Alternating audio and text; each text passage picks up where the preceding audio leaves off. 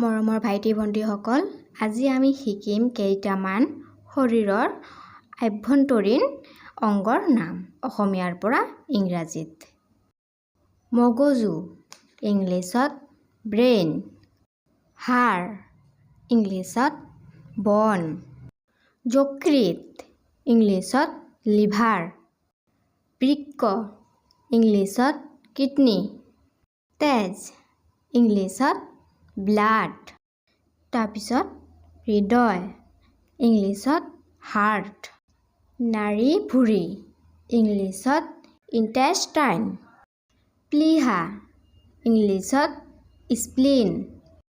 হাওঁফাওঁ, ইংলিছত লাংছ।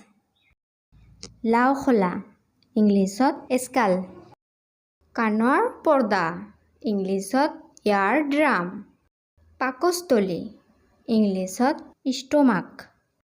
জৰায়ু, ইংলিছত ইউটেৰাছ। তালু, ইংলিছত পেলেট। আৰু ৰাজহাড়, ইংলিছত বেকবন।